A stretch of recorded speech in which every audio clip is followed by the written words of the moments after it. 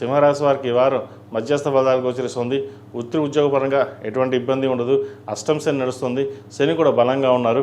వ్యాపార పరంగా చేసే ప్రయత్నాలు కలిసి వస్తుంది.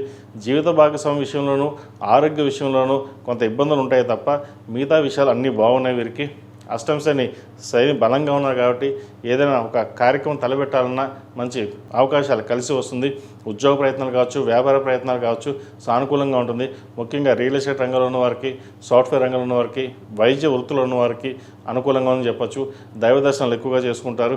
దైవానుగ్రహం వల్ల ఏదో ఒక కార్యక్రమం చేయాలి, తలపెట్టాలి అనే ఆలోచన ఉంటుంది.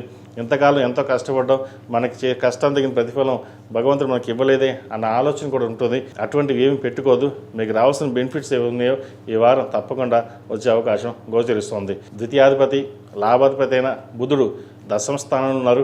చతుర్థ భాగ్యాధిపతి కుజుడు భాగ్యంలో ఉన్నారు.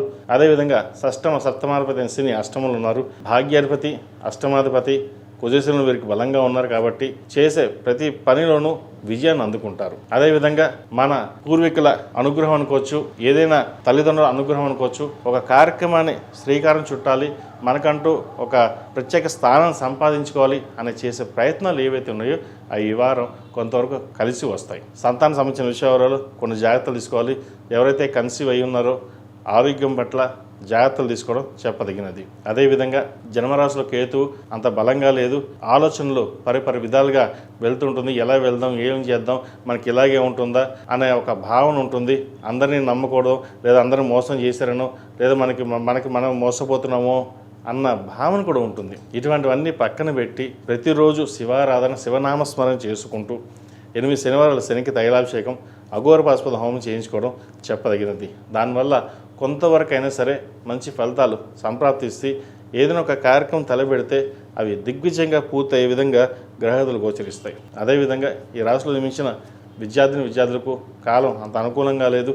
కష్టాలు తగిన ప్రతిఫలం కొంతవరకే లభిస్తుంది. అయితే స్నేహితుల సలహాలు కావచ్చు, అదేవిధంగా దుర్వ్యసనాలకి వీటికి దూరంగా ఉండడం చెప్పదగినది. ఏదైనా ఒక కార్యక్రమం తలపెట్టే ముందు ఇంట్లో తల్లిదండ్రుల అనుమతి తీసుకుని ముందుకు వెళ్ళడం చెప్పదగినది. అయితే దూర ప్రాంత ప్రయాణాలకి, విదేశీకి సంబంధించిన విషయ వ్యవహారాలు ముందుకు వెళ్దాం అనుకుంటాం, అది కాస్త నిరాశపరుస్తుంది. అయినా సరే విదేశాలకు వెళ్ళాలనుకునే కోరిక ఏదైతుందో అది బలపడుతుంది.